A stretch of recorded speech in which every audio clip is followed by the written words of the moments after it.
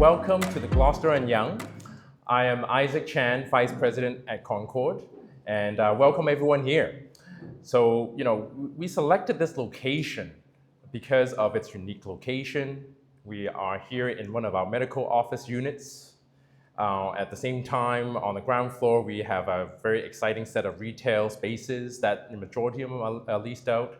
And we are about to kind of launch our heritage units over on the Gloucester Street side as well, all of which are kind of able to kind of use as both, of the heritage units as commercial and residential. So all that in a really cool Yonge Street setting, along with, subway access, and so we found it to be a very good setting for to conduct this keynote session.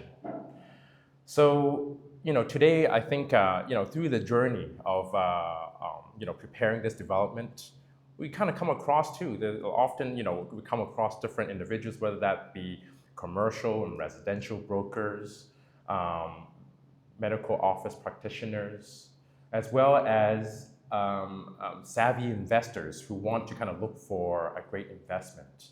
And from that, I find that even despite you guys here being great educated individuals, I find that often the key to success in acquiring such property is having good knowledge, being informed. And as much as you guys are very educated and informed yourself, but I always find that you can always benefit from more knowledge. And today we have a great set of keynote speakers that will be able to give you more advice and guidance and shed light towards demystifying some of the things related to setting up and acquiring a great office retail space, for whether that be for investment needs or for your operational needs. So with that in mind, I don't want to hog up the mic for too long. I want to pass on to Nigel, who will do a better introduction to our keynote speakers. Okay, thank you very much. Enjoy.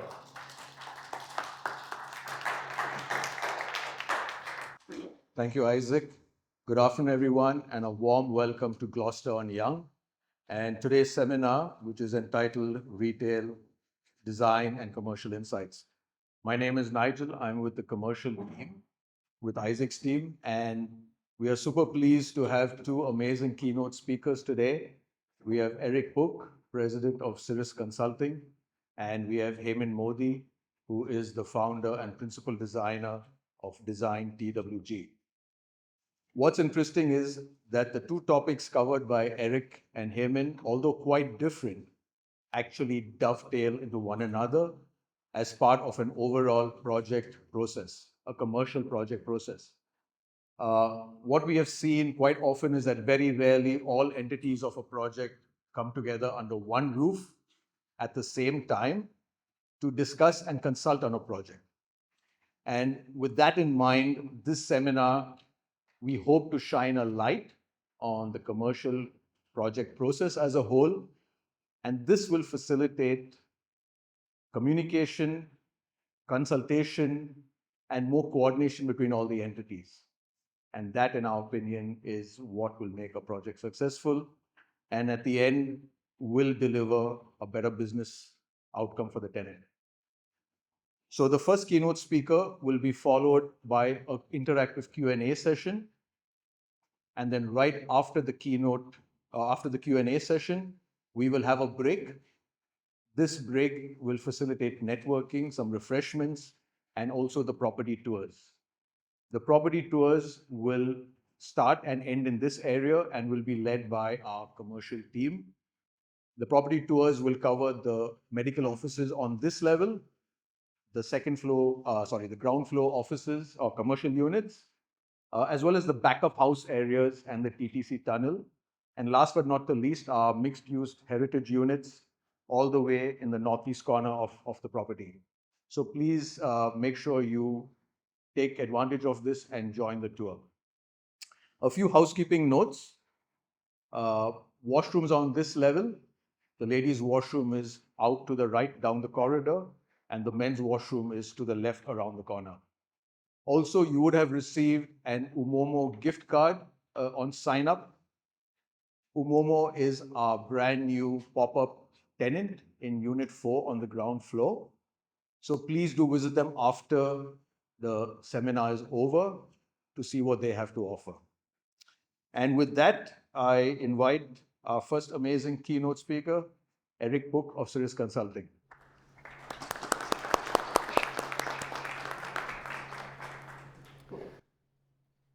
Thank you, Nigel. Thank you, everybody. How are we feeling, ladies and gentlemen, this afternoon? Very good. Excellent. First of all, thank you so much, Nigel, the entire Concord team. This is pretty unprecedented. This is a really unique opportunity that shows the state of affairs of where we are now as a city. It really shifts a unique perspective about the importance of a medical dental tenant, and it's a privilege to be here. And we're going to share some really interesting components, but let's keep it interactive. Maybe just a quick show of hands. How many doctors, dentists, physicians, vets, etc. do we have in the room? Rough show of hands. Perfect, great. Past client, perfect, good to see you again.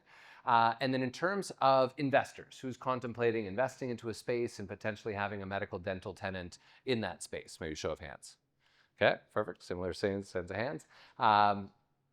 So the purpose of today is a fewfold. One is, what an amazing time, right, to be in Toronto, right? Yes, the world has changed a lot, but from our perspective, we're pretty unique. We are the only healthcare specialized tenant advisory and lease negotiation firm of our kind in North America.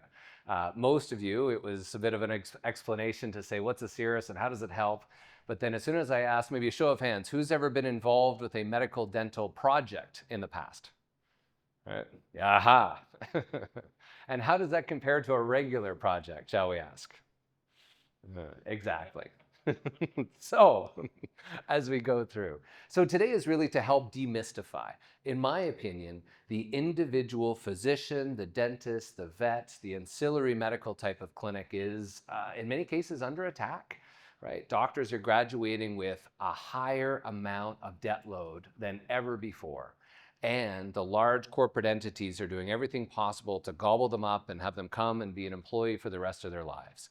The ability for that young clinician to become an entrepreneur has become an ever-increasing component. So, here is, one of the smartest people in the room that have come with, 6 to 8 years of additional post-education experience, only to come into the situation where taught how to fix teeth as it pertains to opening a new clinic or building out or coring or electrical or dealing with the Ministry of Health and getting permits approved is an insurmountable task, right? And there are so many naysayers out there to say, oh gosh, doctor, you don't want to open your first clinic. You're going to become an employer.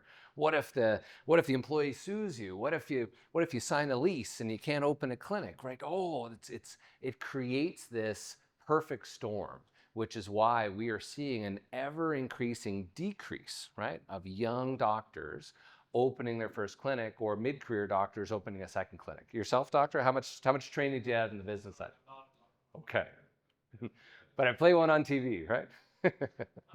Awesome. So yeah, from our perspective, we're going to get into some insights, right, and sharing some best practices. So feel free to throw questions as we go through. I tried to explain this to a few of you. What the heck is Cirrus and how does it exist? Well, first of all, what a beautiful venue. And if you haven't walked through the other spaces, definitely it is incredible because these sorts of spaces are truly part of the long-term partnerships that landlords and builders such as Concord are looking for long-term great partners. It's not, the lease negotiation is not a zero-sum gain. It's about creating a great long-term relationship with that incoming tenant. And we've had the privilege over 30 years to help support those doctors, making sure that it's a great location, right, with a fair deal, right, with dental specific or medical specific language aligned to the long terms. For those of you that have done a medical or dental deal, show of hands, has that been more difficult, right, than a typical build out, restaurant or otherwise? Right? So that's exactly why we exist. So what's unique is we're not brokers. We're never paid directly by the landlord. We're always working for the doctor to help be with them for as long as it takes, as many different lease negotiations as it takes. We're the type of business that you never think would exist outside the crazy world of medical dental because we're just that niche. So we support clients throughout North America. We've had the privilege of working with over 13,000 doctors. right? And successful lease negotiations across North America. We've got active files from Anchorage to Honolulu to Key West and everything in between. We want to help almost like that franchise model. Talib, one of our lease negotiators, worked for one of the national coffee chains. And one of the first perspectives they are when someone opens a new coffee chain is to say, first of all, incorporate. Number two is, don't deal directly with our landlord, have our corporate guy help do it for you. Right? And so we want to help empower the doctor to make sure that they're getting a great space, dealing with a great landlord, and helping to make sure there's a great long-term commitment. Because ultimately, let's think about it for a second. The dentist, the doctor, is the best tenant on the planet, right? Why? Your wife is a dental tenant. Why is she such a great tenant? Other than she's not here and she's your wife. You spend so much on fixturing that it makes it almost impossible to move. Like the amount that you put in your initial startup costs just to look at something 10 years down the line makes so much financial sense. So they're there for life. So it's interesting, right? Bang on. Thank you, Richard. The average dentist is in the same location for 26 and a half years. What would you guess the average build-out cost of a dental clinic today in the GTHA? So on average, typically about $350 per square foot. It can be upwards of $450 per square foot.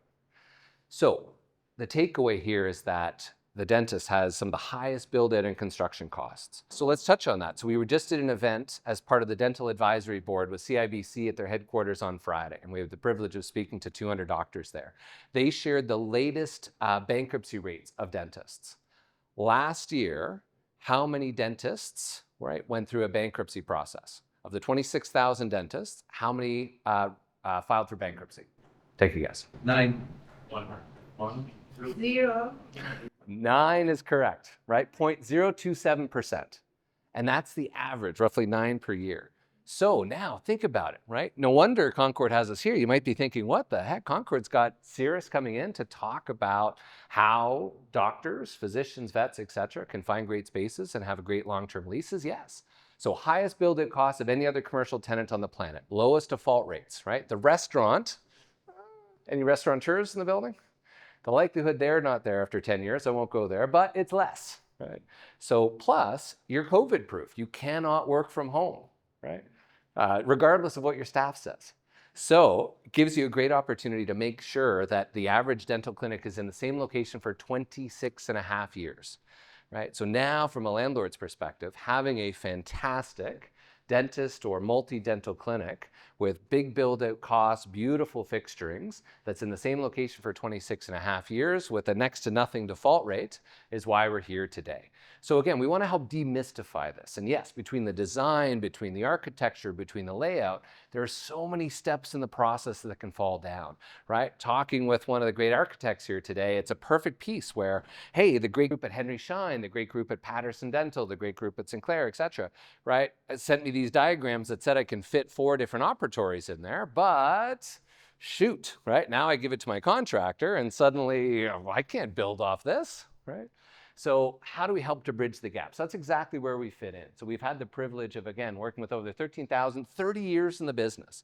So we were founded by Jeremy Bahar, who's obviously family owns the Bahar Group, and he was the one that then started Cirrus, right, with a core component of helping to make sure that the doctor had someone in their corner to make sure that it was aligned so that they never got into a situation where they were building out a dental clinic and then couldn't.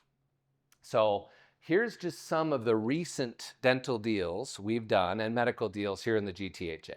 So there's very few landlords, there's very few doctors, there's very few situations where we haven't helped. So we'll work with young doctors buying or building their first clinics. We'll work with a ton of mid-career doctors expanding, renovating, relocating, or quite frankly, simply renewing their lease agreements every 5 years.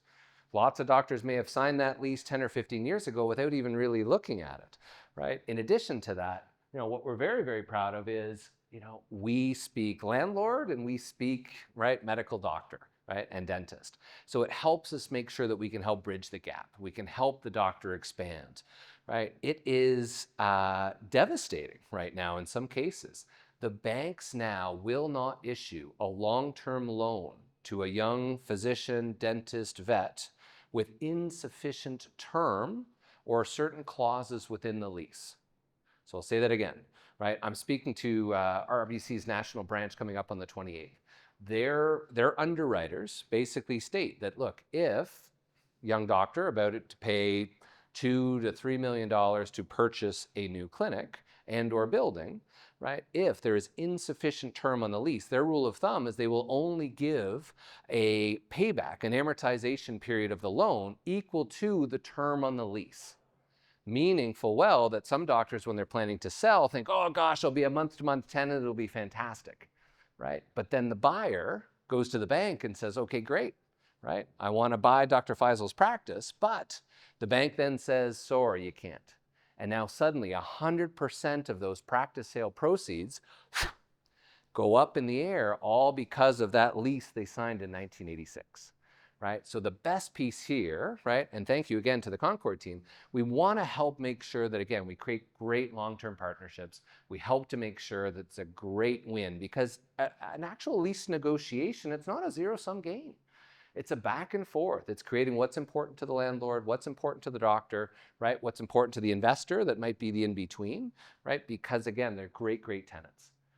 From that perspective, we have all the great commercial real estate data. So we have our proprietary data. We also have all of our license data. So we can see rental rates, vacancies, comp reports, comparables, right? And again, One Gloucester, what an absolutely beautiful facility, right? And fantastic. Every tenant, if we pulled them on that elevator, if we pulled them each and every time and just asked, would you love to walk down in the middle of the winter with your fuzzy bunny slippers right off the TTC and come down and see your local physician, right, and or dentist? It's such a value add service. Healthcare, if there's one key trend going on in North America today, is we are not getting any younger, right? We have an aging population. People are downsizing. People are moving to beautiful facilities such as this, right? And that access to medical and dental care is key. And oral care is healthcare, right? So how do we help to make sure that we are leveraging to our clients on the brokerage side, as well as how do we make sure that we're doing the right pieces? So looking at vacancies, right? Rental rates, vacancies, comp reports become key, right? To make sure that we've got the data to make the right decisions. We also have all these great demographics as we go through as well. So part of what we do with that young doctor that I'm on the Schulich faculty. So Schulich has actually created an MBA course specifically for dentists. So as one of the faculty members and the owner of Cirrus Consulting Group, one of the key things that Schulich is trying to do is to, again, help that mid-career doctor that may not have had the business experience and now suddenly is overseeing 3 different locations. They've created an entire MBA course specifically aimed at that mid-career doctor. So part of what we do is to, again, help to make sure the doctor has the data to make the right decisions. For example, right, what does the demographics look like? We just did a men's care clinic up in North York where even before he opened up, he needed to double the square footage. He went from being 4 doctors to now 18 different doctors and specialists. So Daryl Ginsberg, Dr. Daryl Ginsberg is actually doing one of our upcoming webinars talking about Bill 60. If you haven't been tracking it, Bill 60 is really unique and a fantastic opportunity for locations here. What that in essence involves is an Ontario bill specifically related to physicians being able to open up type of specialty work or imaging work that was typically done in the hospital that can now be done in local privately owned locations. So that's created an interesting perspective that now, right, we could potentially have certain high-tech imaging machines or other types of hospital type of equipment here in typical private spaces as more doctors are bringing the ORs into, right, beautiful spaces such as this. So now, how do we help to capitalize on that? So, prime example is, where do we all fit in? Well, look, the doctor, quite frankly, the doctor doesn't know what they don't know, right? But they love to have a dental medical specific team. So for example, as Nigel, introduced us, it's a team, right? And make sure to work with a, right, medical dental specific team, right? And a landlord that also understands the unique needs of medical dental, right? And a builder, etc.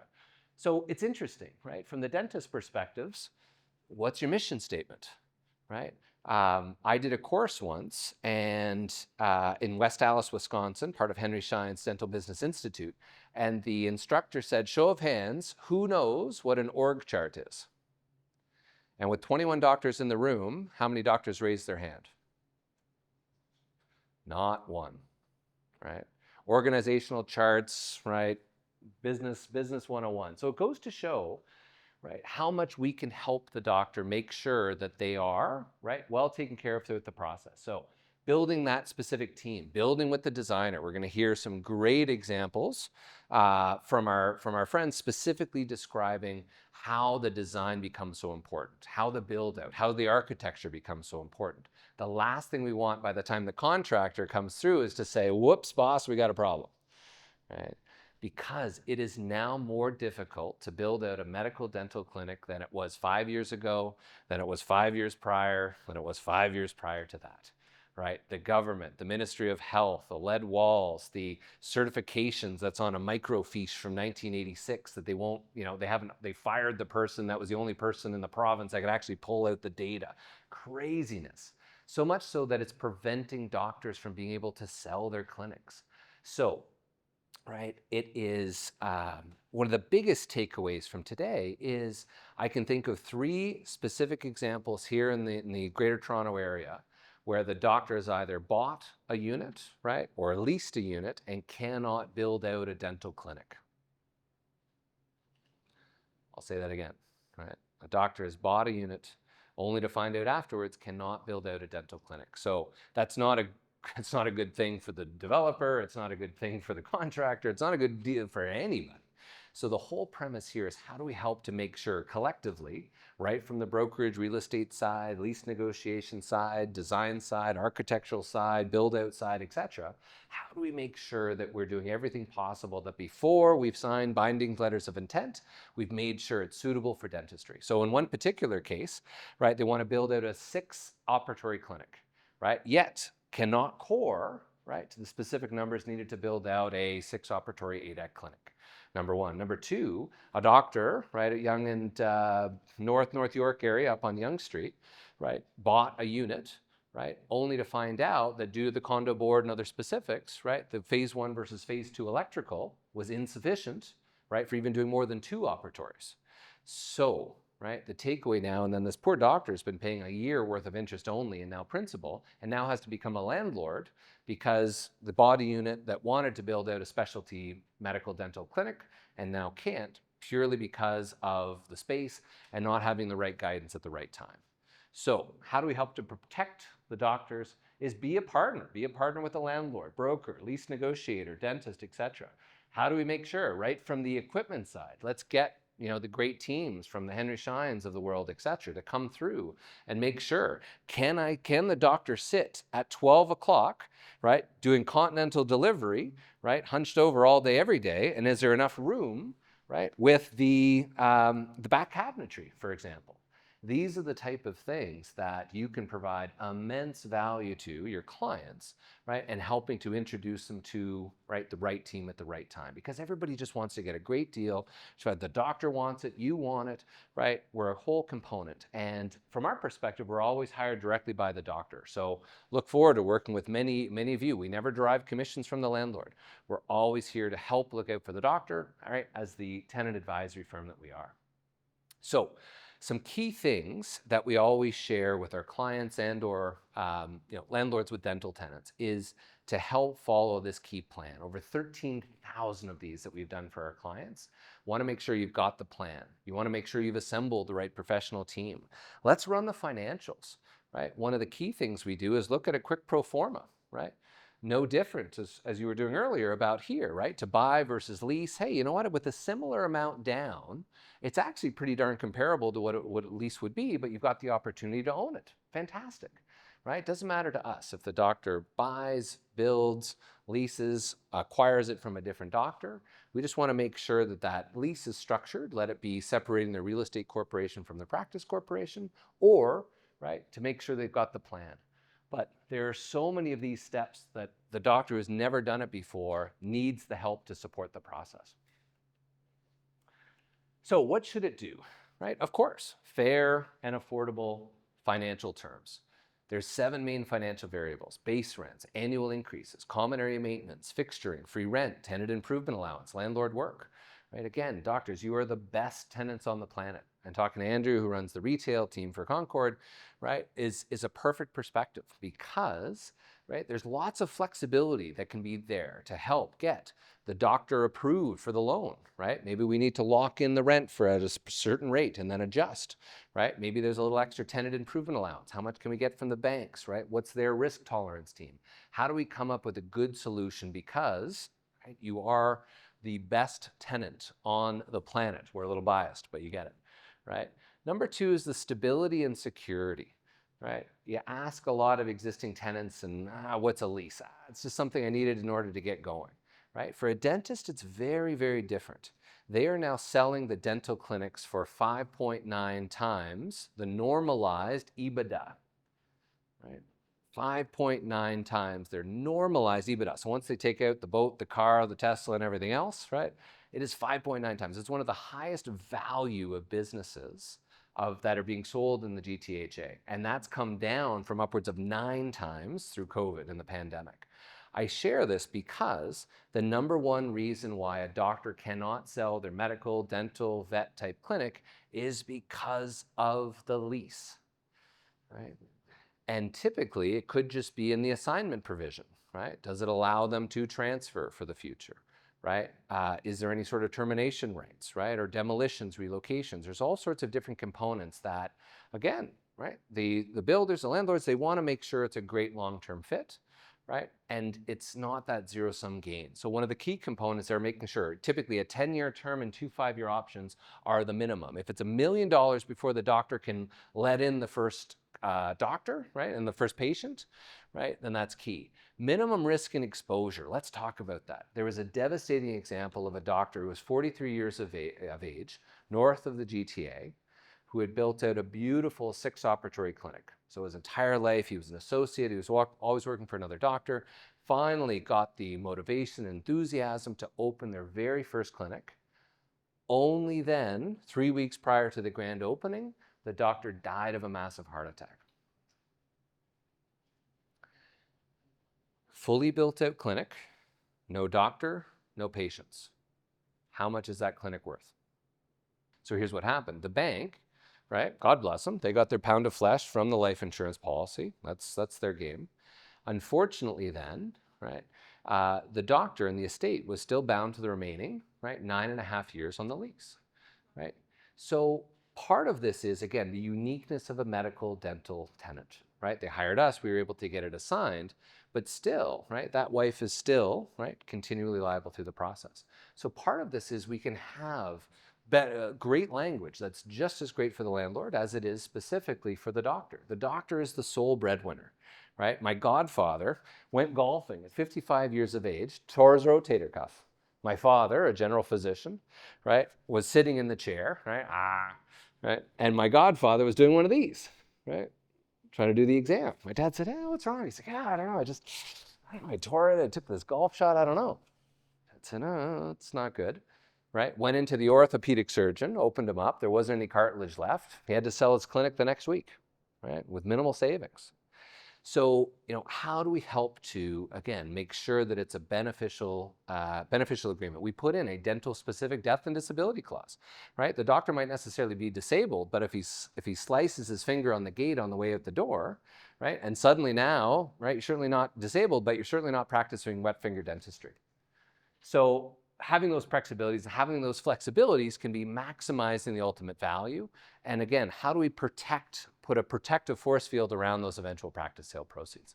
As I mentioned before, there's lots of different ways that the landlord can help, right? That we can find a great win-win. How do we make sure that we've planned financially for it? And how do we help to make sure that, again, it's to the landlord's benefit to have a great tenant that pays the rent on time as a great support?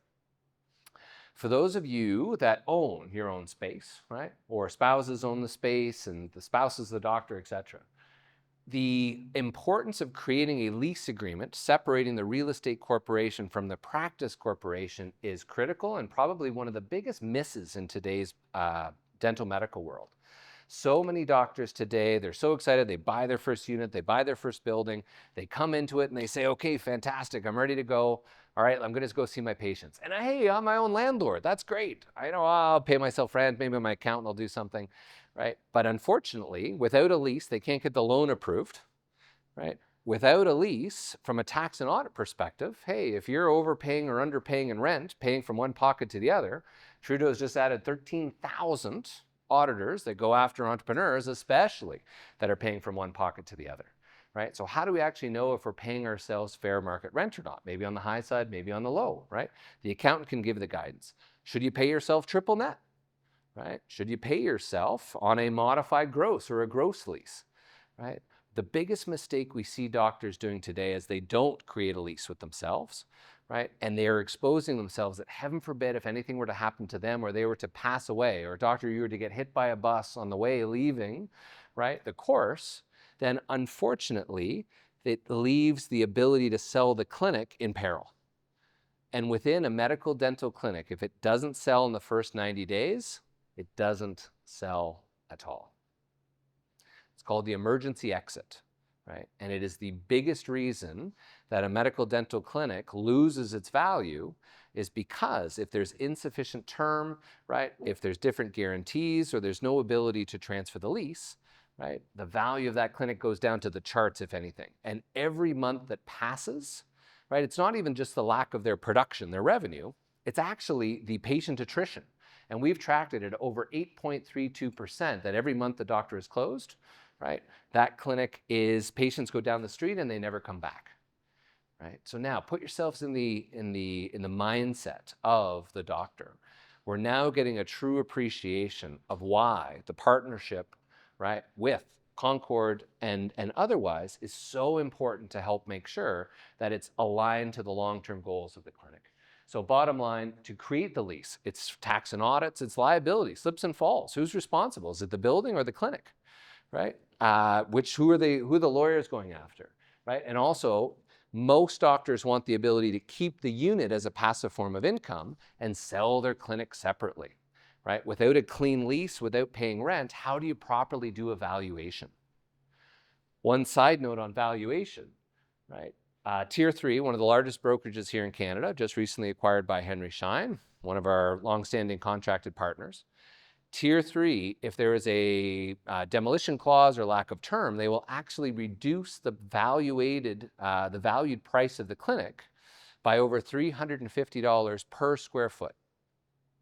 So in other words, right, just because of certain little tiny clauses, right, it can make the difference of a significant exit. And again, there's no big value from the landlord, and these are things that can be structured. Maybe it's a deferral, maybe it's a blackout period. There's 101 different ways that we can help support the doctor to make sure it's a good fit, right, for both the builder and the landlord as well. Don't underestimate, right? The average doctor at $5,000 a month, increasing at 3% per year, represents $2.9 million, right, on a 30-year that the doctor and or their future buyers in the same location, right? So again, the reason why we're here is this: there is no better tenant, right? And when looking at the investment, right, most again, young doctors want prime real estate, lots of natural light, high ceilings, right? Talib, how many clients do we see? And that's what they want, right? So the value there is key. Just quickly, right, at a high level, how are we doing for time, Nigel? Right? These are just some of the main clauses that, right, you, right, and your clients, right, should be aware of and can have some very win-win language, right, that doesn't cost the landlord or developer a penny, but it does give a lot more peace of mind and it does give a lot more reduction of risk. So let's touch on a few of them. One of the first is alterations. So, right, not speaking for Concord, but, you know, how do we help to make sure, what changes can the doctor make in the space, right, versus what might the contractor have issues for? Obviously, structural beams, etc., is a no-no and needs approval. But how do we design things so if they want to make some minor architectural changes, right, that it doesn't necessarily need the same amount of work or pre-approvals? Some other components are, how do we make sure that continuous operation? You know, when we see a strip mall with Home Depot or otherwise, most doctors don't realize that there needs to be a minimum amount of time, right, that they have to be open, lit, well lit, open, right, Monday through Saturday between 9 to 5, right? Well, most doctors haven't even flipped through and found that hard in the lease. Yet, in many cases, that also means they can't actually go out for a vacation. Assignment by far is one of the most important components. When the doctor looks to sell, right, or transfer that lease, either to a partner or a buy-in or buy-out, right, very important that we've given a clear guidelines. It's great for the landlord, it's great for the tenant. What happens when you do want to sell, right? Can it be withheld, delayed, conditioned? Who can you potentially sell to, right? Typically, it's another AAA, good credit-worthy doctor. Right? How do we make sure that that's clearly laid out throughout the process? Death and disability, I touched on before. Demolitions, relocations, right? Yes, almost every landlord on the planet for brand new buildings are going to look for relocation demolitions. That's okay, right? Quite frankly, if you own the unit, you would want the same ability as if you were the landlord. However, we do want to make sure we give enough time and predictability so the bank will approve the loan, because what's the point if not, right? And how do we help to make sure that at least we're clear on when would that potential redevelopment look like, right? Is it 3 years? Is it 5 years? Is it 10 years, right? And is the doctor okay with that risk threshold? Right? We helped a young doctor the other day. There was only 5 years worth of term, but it was a startup doctor, fully built out clinic, right? Fantastic opportunity.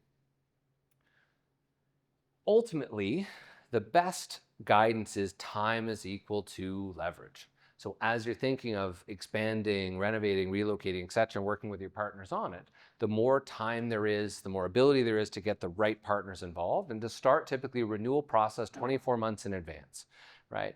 Most doctors, when they're thinking of expanding or moving into the adjacent suite, what an amazing opportunity to take, for example, we'll see and do a walkthrough right around the corner.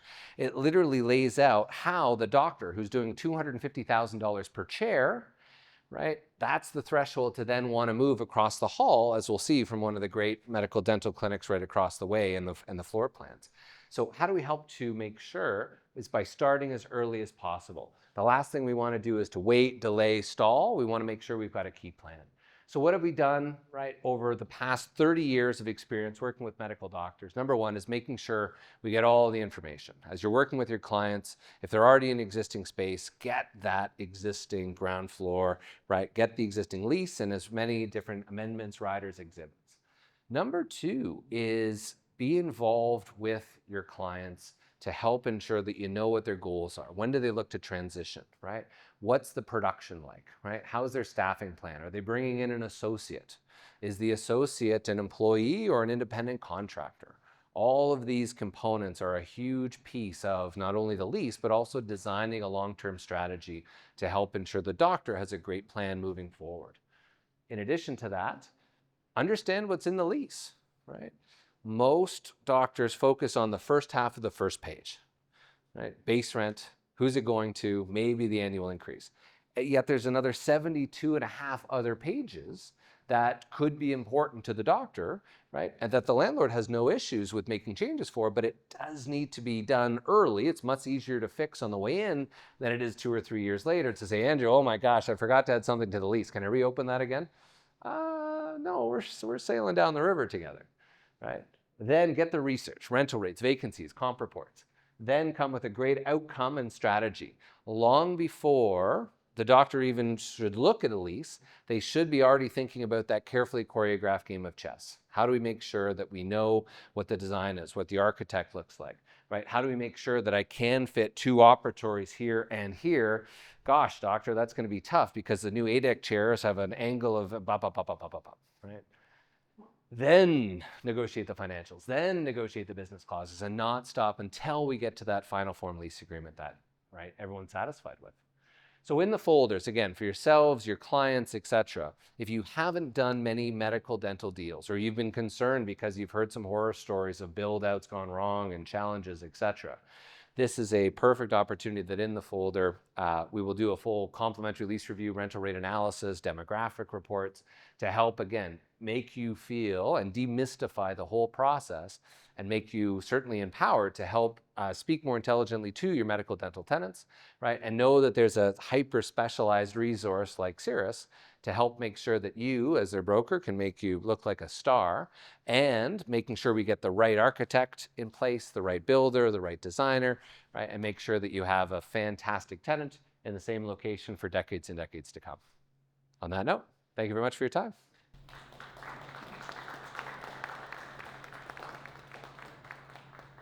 Thank you, Eric. Amazing presentation, lots of good information there.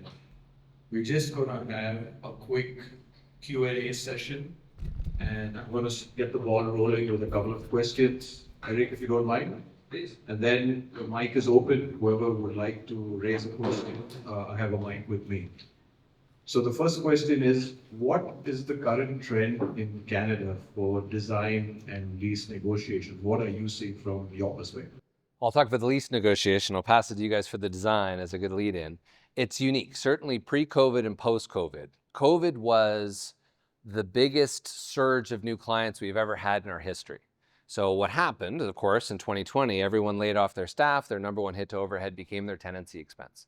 And doctors, for the first time, sort of dusted off that lease from 1986. So I think that there's, on the positive for everybody, there's a greater awareness of the importance of the lease, right, of how to, the steps involved to structure the lease, and also, again, the value of a medical dental client. So the biggest trends is it's become far more complicated than it ever has before. And the old proverbial, I've got a, gosh, Puyan, my cousin builds cabinetries, right? They said they'll do my build it for you. Right? That just doesn't happen. So the complexities involved now with medical dental tenants are insurmountable, that it's not insurmountable rather, but it makes sure that you've got the right team in place to have seen all the issues that go wrong. Is it a smaller waiting area? We're seeing a lot more trends on. The efficiencies of getting patients in has never been faster, right? How many people have waited more than 10 minutes waiting for their dentist lately, right? Okay, one, right? Maybe two. Pretty few and far between. They are now, right, on it. So that process has become a lot of challenges. There's the changes between what was a lot of open bays or open architecture, typically orthodontic, now a lot more enclosed, right, for air and other purification type perspectives. So there are certainly some design changes where how do I get more physical production areas, right? Every operatory should be producing anywhere from $200,000 to $300,000 per chair per year, right? So it gives a great opportunity to make sure that how do I make sure, hey, maybe I can rejig my staff room and bathroom a little bit so I can put a fifth chair. That to that doctor could mean an extra $250,000 a year, right? Or even better, when they go to sell or potentially sell to a corporate buyer, they want to turn it into a dental producing machine, 6 days, 7 days a week. They want as many different operatories as they can. They want as many different associates and dentists and hygienists as they can. So again, the space and utilizing every square foot of that space becomes absolutely critical and worth hundreds of thousands of dollars down the road. Here's another question. Hiring a lease negotiator, does that affect a tenant's relationship with the landlord? Aha. Well, actually, Nigel, that's a good question. Nigel, maybe from your perspective, right? Or Andrew or otherwise, right? We get that question all the time, right? Why? Why would Concord have a company like Cirrus here, right? How do you help? How do you look and work with a doctor like that? And by having a specialist to help bridge the gap, right? Maybe Nigel or Andrew or otherwise, maybe share your perspective. Well, I guess just a quick comment then. We had a prospect where the medical professional doctor was like, it was a dentist, and came to us and just said, yeah, I'll come in, but I want to make sure I get to pour 35 holes in your slab. Okay, well, and just hearing about it, I was like, wait, what's going on?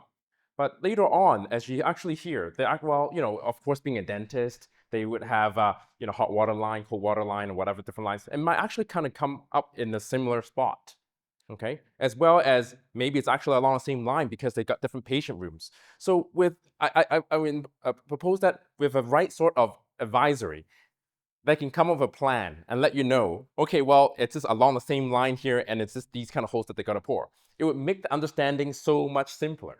As a result, instead of having, okay, we're gonna put 30 holes down your slab, that's gonna look like a honeycomb from the ground below, right? So at least it's just a simple instance where I think having the right kind of consultancy can really simplify the understanding.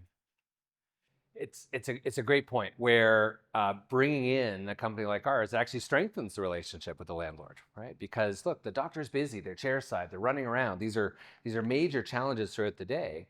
And quite frankly, in some cases, the landlord refers the doctor to us to say, look, the doctor, God bless them, but they're not sure what's fair, what's reasonable. They're focusing on these 2 or 3 points, which just, right, are just not movable because of X, Y, Z. Right? And in some cases, it's just someone that can help bridge the gap, help to explain to the doctor, well, really, what is the risk? Or what's your underlying concern? Or what's the percentage risk? Or what have we seen over 13 and a half years? So by being able to help sort of show both sides. Here's what's fair and reasonable. Here's what's good, right? Here's what they've agreed to, and again, when the landlord says no, that's great, right? Okay, here's 12 different step downs, which can still be a lot better than what it might have been just from a standard form. So it does, with the expertise, it helps to bridge the gap, it helps to explain, and it does help to strength on both sides. Can I pose a question? Please.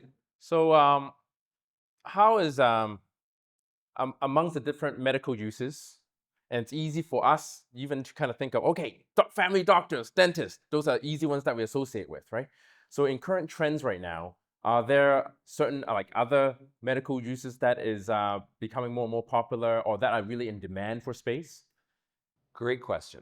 And I can probably defer to Talib to think of some unique files we've had lately. I think there's definitely a lot more of a cosmetic, heck, there's even some Invisalign studios. These are doctors that are keeping their ground floor retail at Yonge and Eglinton and adding a secondary space across the street. And they're just doing Invisalign, the clear aligners, etc. And there's so much money with these clear aligners, $5,000, $6,000 per patient. They're not even drilling, they don't even need the chairs, but just for this sort of Invisalign studio and the digital and all the big screens, right? For all the young millennials, they're just coming in droves. And that, you'd never even think of that 10 years ago, that just an Invisalign studio could be its own space. So that's one trend. There's a lot more now, sort of the dental spa is an interesting component. Get your nails done, get some Botox, right? There's different pieces across the country. There's still some regulation pieces in different areas. That's an interesting perspective.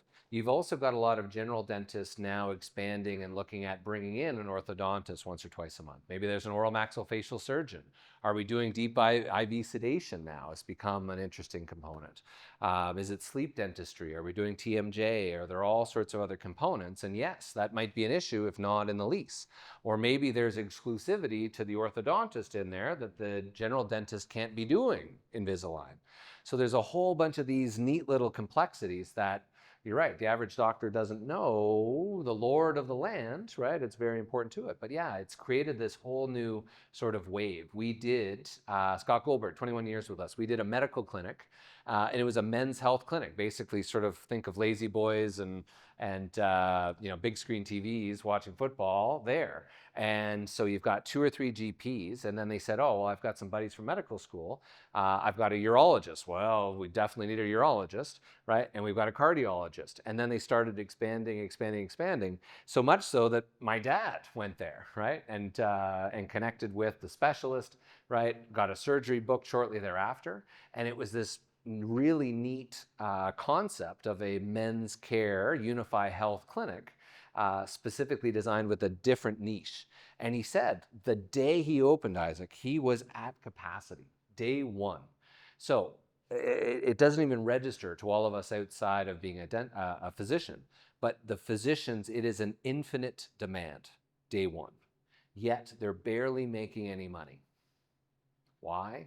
Because it's $39 to go see your physician, right? For a checkup, right? And then every time you come back, it's half of that. right? A dermatologist, it's $60 or $69, and then half if you ever go back, right, within the year. The amount of how little we're paying physicians in the province of Ontario is crazy. So the only way they can make money is efficiency. I need an architect that's done 12 different medical clinics, right? Puyan, maybe just to add, right? The efficiency of every individual square footage. So anything else from trends, Puyan? Because you were doing roughly with AceCon Construction, you were doing sort of 3/4 was dentistry. Now you're doing 3/4 medical. It's all about, though, the efficiency. And yeah, it's literally down to, I think, of Elon Musk and all of his, diagrams and his mega factories. And he's got down to the square millimeter of every inch and cranny to look at the process flow in nauseam from every single step. You'd never think about that going to your physicians, but that's how they have to look today. The only way they can make any money is to have that absolute assembly line type of model, and it's all predicated on this in the space.